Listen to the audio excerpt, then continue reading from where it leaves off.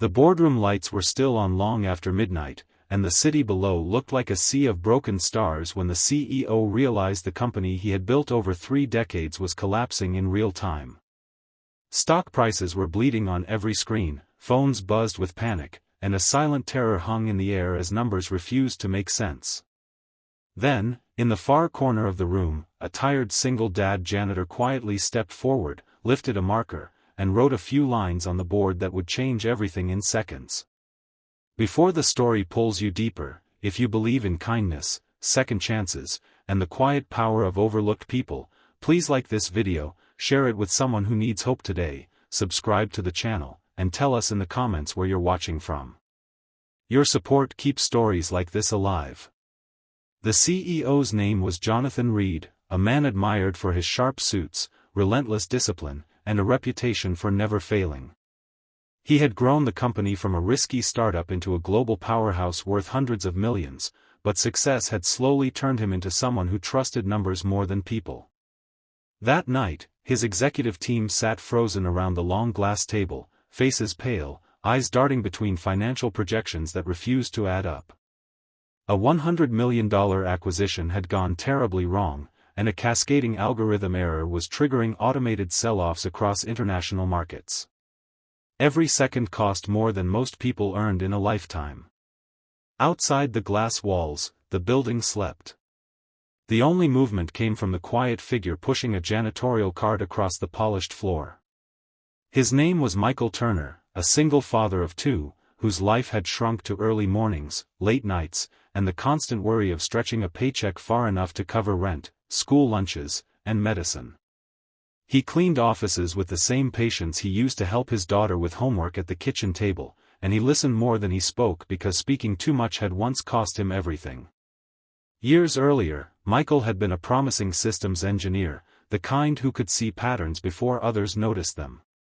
But life had hit hard and fast. His wife's illness drained savings and strength at the same time, and when she passed away, grief hollowed him out. Missed deadlines turned into lost trust, and eventually a layoff letter arrived when he was barely holding himself together. Pride kept him from explaining. Survival forced him to accept janitorial work in the very buildings where he once presented solutions. He told himself it was temporary, but temporary stretched into years. That night, Michael was assigned to clean the executive floor. He moved quietly, careful not to interrupt the intense silence. As he wiped whiteboards filled with frantic calculations, something caught his eye. The numbers were wrong. Not just slightly wrong, but fundamentally misaligned. His heart began to pound, not with hope, but with fear of noticing something he wasn't supposed to. He told himself to keep moving, to do his job, to stay invisible. Invisibility had become his armor. But the more he glanced at the screens, the clearer the problem became. The crisis wasn't market-driven, it was structural. A recursive loop in the risk model was amplifying a minor discrepancy into catastrophic losses. It was the kind of mistake that happened when teams trusted automation too much and stopped asking simple questions. Michael felt the old part of his mind wake up, the part he thought had died with his old life. His hands trembled as he reached for the marker resting on the board's tray. Jonathan Reed noticed the movement and turned sharply, irritation flashing across his face. He had no patience left for distractions. Yet something stopped him from speaking. Maybe it was the exhaustion, or maybe it was the strange calm on the janitor's face as he began to write. Lines of logic appeared, not hurried, not panicked, but precise. Arrows connected variables everyone else had been staring at for hours. In less than a minute, the room shifted. Silence deepened, not with fear, but with recognition.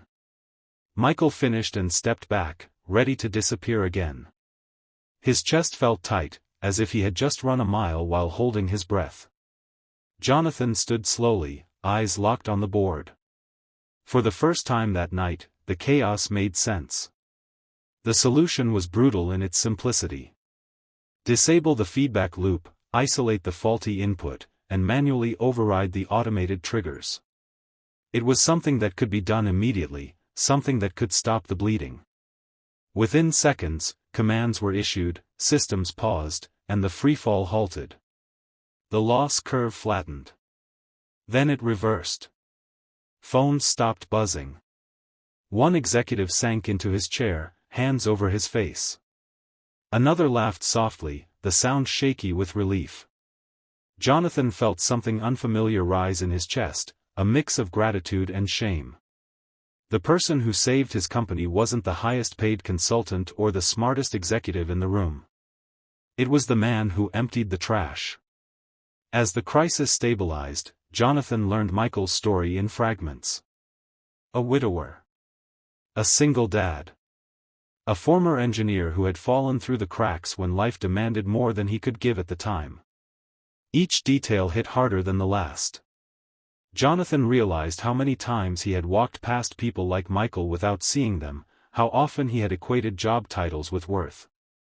That realization lingered long after the screens returned to normal.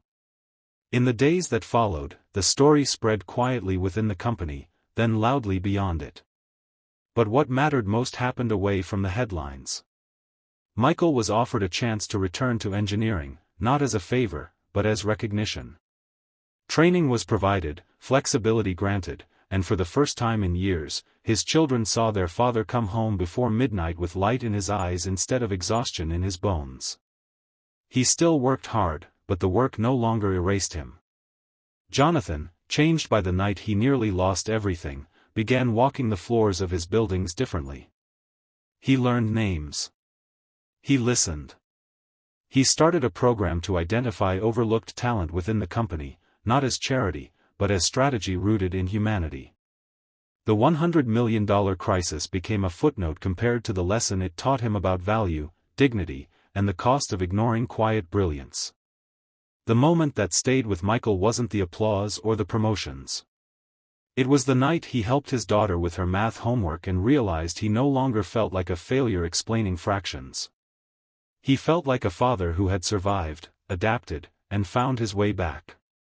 He understood then that being invisible for a time did not mean being worthless forever. Stories like this remind us that miracles don't always arrive with flashing lights. Sometimes they push a mop down empty hallways and wait for the courage to pick up a marker. If this story touched your heart, reminded you of someone you overlook, or gave you hope for your own second chance, please like the video, share it, and subscribe. Your engagement helps these stories reach the people who need them most. Please comment, "I see you," and share one thought this story awakened in you. In the end, the greatest rescue wasn't the company or the money saved, but the moment a man was finally seen, and a world quietly shifted because someone believed that even a janitor could hold the answer to everything.